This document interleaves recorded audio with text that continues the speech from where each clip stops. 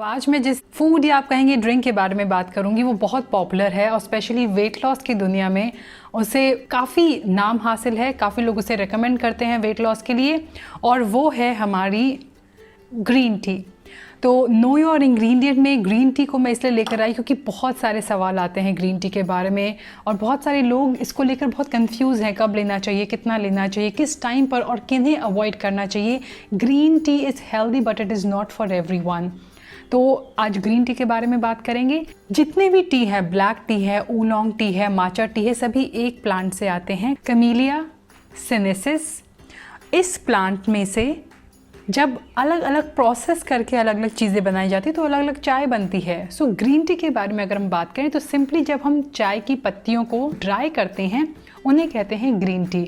Dry करने के भी बहुत सारे मेथड होते हैं। मशीन से ड्राई की जाती है, हाथ से तोड़ के वोक में कढ़ाई बड़ी सी होती है उसके अंदर ड्राई की जाती है। बहुत सारे अलग अलग प्रोसेस हैं, उस प्रोसेस पे डिपेंड करता है कि कितना ज़्यादा ऑक्सीडाइजेशन इसके अंदर होता है और कितना ज़्यादा ये हेल्दी है हमारे लिए। तो चाय की अगर बात की जाए तो इंडिया जो है सेकेंड लार्जेस्ट प्रोड्यूसर है ऑफ ग्रीन टी। तो ग्रीन टी जो होती है आयुर्वेद में अगर बात करें इसका टेस्ट जो होता है हल्का सा बिटर होता है, लेकिन डिपेंड करता है अगेन आप किस तरह की चाय ले रहे हैं, क्या क्वालिटी है उसकी।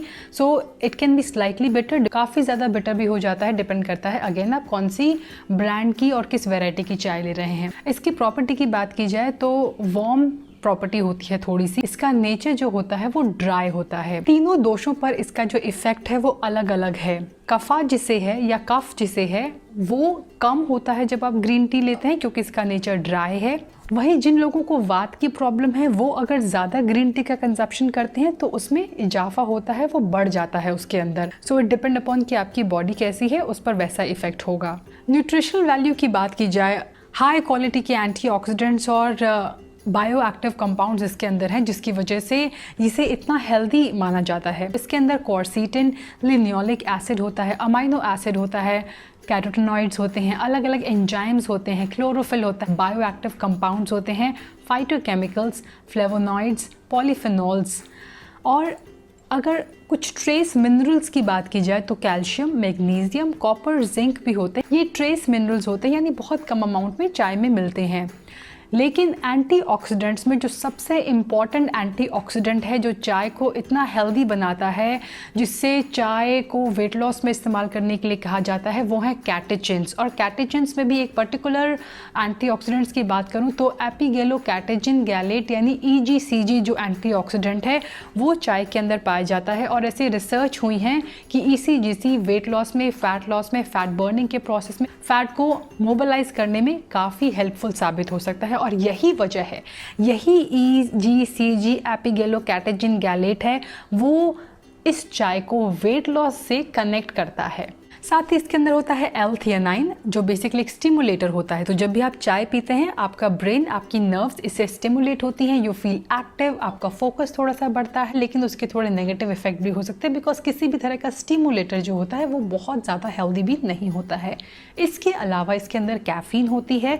कैफीन का कंजप्शन लिमिट में करना चाहिए, वो भी बहुत ज़रूरी है। इससे जिटर्स नहीं लगते। इससे बेसिकली चाय को ग्रीन और क्लीन फ्यूल कहा जाता है as compare to coffee. So caffeine जो होता है वो लाइट होता है इसके अंदर। अब इसके बेनिफिट्स की बात करते हैं और सबसे पहले मैं इसके बेनिफिट्स के बारे में बात करूंगी। क्यों इसे वेट लॉस के लिए रेकमेंड किया जाता है, क्यों वेट लॉस जब लोग करते हैं तो ग्रीन टी को इतनी प्रेफरेंस देते हैं। तो ग्रीन टी जो होती है आपके मेटाबॉलिक रेट को बूस्ट करने में हेल्प करती है, आपके फैटी एसिड्स को मोबिलाइज करती है फ्रॉम फैटी टिश्यू है। It is anti inflammatory, diuretic properties होती हैं। ये रिड्यूस करता है बैड कोलेस्ट्रॉल को, ट्राइग्लिसराइड्स को और लिपिड्स को। ये आपको डिटॉक्सिफाई करने में हेल्प करता है, परफॉर्मेंस इंक्रीज करता है, एपेटाइट को कंट्रोल करने में हेल्प करता है, फैट के ऑक्सीडाइजेशन में हेल्प करता है, इम्यूनिटी को सपोर्ट करता है, आपकी डाइजेस्टिव हेल्थ के लिए अच्छा है, स्किन के लिए स्पेशली अगर आपकी ऑयली स्किन है तो आपके लिए बहुत अच्छी रहेगी। ड्राई स्किन वालों को इसका कंजप्शन कट डाउन करना होता है। आपके बालों के लिए अच्छी, डिप्रेशन को ट्रीट करने में हेल्प करती है, स्ट्रेस को रिड्यूस करता है। फीमेल में अगर UTI की प्रॉब्लम काफ़ी बढ़ गई है तो वो ग्रीन टी को कंज्यूम करेंगे तो उनको हेल्प मिलेगी। मेंटल फोकस और अलर्टनेस को इंक्रीज करने में हेल्प करता है। आपकी हार्ट के लिए अच्छा है, आपकी बोन्स के लिए, आपके लाइफ स्पैन को इंक्रीज करता है। स्पेशली जब कंपेयर किया गया कि लाइफ स्पैन जो है जापानीज का क्यों इतना ज़्यादा है तो ग्रीन टी एक इंपॉर्टेंट फैक्टर निकल के आया था ना। इतने ज़्यादा इसके बेनिफिट्स हैं लेकिन ऐसा नहीं है कि इसके साइड इफेक्ट्स नहीं। तो ग्रीन टी के अंदर होता है कैफीन, तो अगर आप इसे एक्सेस में लेंगे तो ये आपकी स्लीप के साथ इंटरफेयर कर सकता है, स्पेशली अगर आप पोस्ट सनसेट इसे ज़्यादा कंज्यूम करेंगे। साथ ही बहुत ज़्यादा लेने से आपका स्टमक भी अपसेट हो जाता है। कई लोगों को हेडेक शुरू हो जाता है ग्रीन टी लेने से। प्रेग्नेंट वुमेन और ब्रेस्ट फीडिंग मदर्स को अवॉइड करना चाहिए। अगर आप कोई स्पेशल मेडिकेशन ले रहे हैं तो अपने फिजिशियन से कंसल्ट करें। पीरियड्स के दौरान इसे अवॉइड करना चाहिए। बच्चों के लिए ग्रीन टी नहीं है। आयरन की डेफिशिएंसी अगर आपको है, एनीमिया की प्रॉब्लम है, तो आप इसे कंज्यूम नहीं करेंगे। एसिडिटी, हार्टबर्न और गैस्ट्रिक बहुत ज़्यादा होता है, तब भी आप इसे अवॉइड करेंगे। Excess of it can lead to dehydration, और अगर आप बहुत ज़्यादा लेंगे ये सोच के कि आपका यूरिन का प्रोडक्शन इंक्रीज होगा, तो मेक श्योर कि एक्सेस यूरिन जो होता है it can also lead to loss of certain minerals in your body. जिन्हें पेप्टाइड अल्सर है उन्हें भी अवॉइड करना चाहिए। अगर आप बीपी की मेडिकेशन पे हैं या फिर कोई लिवर की प्रॉब्लम से रिलेटेड मेडिकेशन पे हैं, तब भी अपने डॉक्टर से कंसल्ट करेंगे। हार्मोनल डिसबैलेंस होने के चांसेस होते हैं अगर आप बहुत ज़्यादा इसे कंज्यूम करेंगे।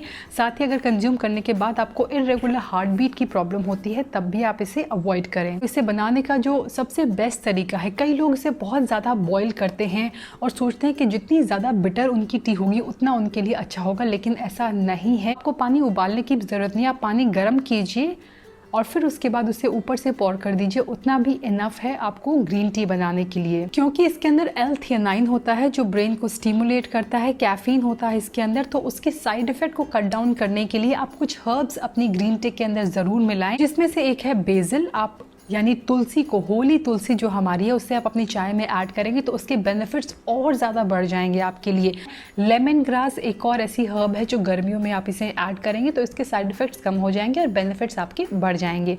आप फेनल के सीड्स यानी सौंफ के बारे में भी मैंने डिस्कस किया था, सौंफ भी अपनी ग्रीन टी के अंदर ऐड कर सकते हैं, वो भी आपके डाइजेशन के लिए काफ़ी अच्छी रहेगी। नाउ अगर आप इसे किसी सिट्रस फ्रूट के साथ लेंगे तब भी आपके लिए हेल्दी रहेगा, क्योंकि इसके अंदर जो एंटीऑक्सीडेंट्स होते हैं उनका अब्जॉर्प्शन आपकी बॉडी के अंदर बढ़ जाता है।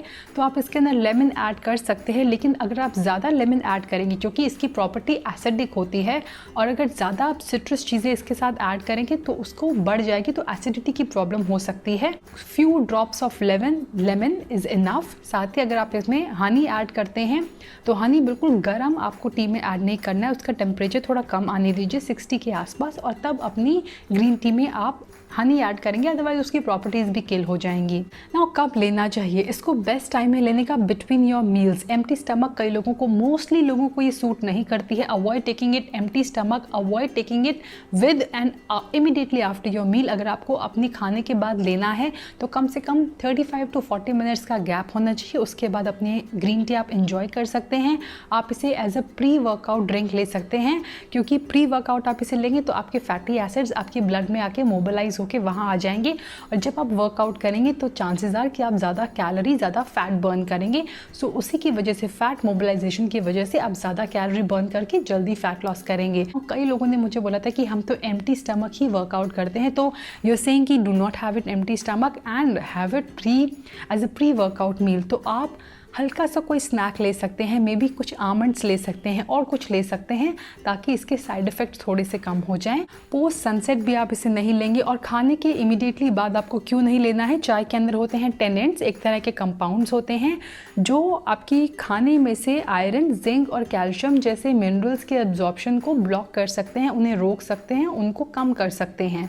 तो इसीलिए मैंने कहा कि जिन लोगों को ऑलरेडी आयरन की डेफिशिएंसी है उन्हें ग्रीन टी ज़्यादा कंज्यूम नहीं करनी चाहिए, अवॉइड करनी चाहिए। ना कौन सी टी लेनी चाहिए, ये भी बहुत इंपॉर्टेंट सवाल है।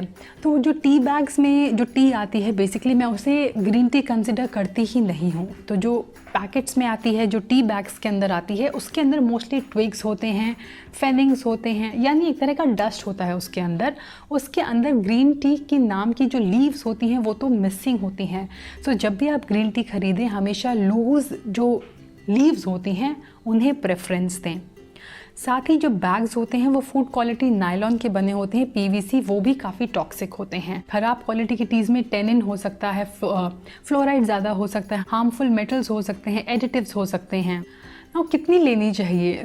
रिसर्च हुई थी और रिसर्च में साबित हो गया है कि 1 to maximum 3 cups of green tea is enough। और जो आपका कप का साइज होना चाहिए that should be 175 ml, not more than that। 200 ml तक हो सकता है, लेकिन उससे बड़ा नहीं। यानी ये नहीं कि 3 कप मैक्सिमम लिमिट है तो अपने कप का साइज़ आप इंक्रीज़ कर दें और 500 ml के किसी जार के अंदर आप अपनी ग्रीन टी इंजॉय कर रहे हैं। आप ठंडी ग्रीन टी भी इंजॉय कर सकते हैं, उसकी प्रॉपर्टी भी वैसी रहती है। पर जिन लोगों को कफ की प्रॉब्लम है उन्हें अवॉइड करनी चाहिए ठंडी ग्रीन टी पीनी। नाउ ECGC के बारे में, जिसके बारे में मैंने शुरुआत में बात की थी, एपिगैलोकैटेजिन गैलेट, जिसकी वजह से इसे वेट लॉस से कनेक्ट किया जाता है, उसके बारे में भी एक रिसर्च हुई थी। बेसिकली जो रिसर्च हुई थी वहाँ पर ग्रीन टी नहीं दी गई थी, ना तो ह्यूमंस को और ना ही रैट्स को जिन पर ये रिसर्च हुई थी, उन्हें दिया गया था सीधा EGCG के एक्सट्रैक्ट। उन्हें on a daily basis 300 to 400 mg of EGCG यानी एपिगैलोकैटेजिन गैलेट दिया गया था, जिसकी वजह से अच्छा एक वेट लॉस उनके अंदर देखा गया था, ह्यूमंस में भी एंड रैट्स में भी। लेकिन जब भी आप 1 कप कंज्यूम करते हैं उसके अंदर 30 to 40 mg ही होता है कैटेचिन्स।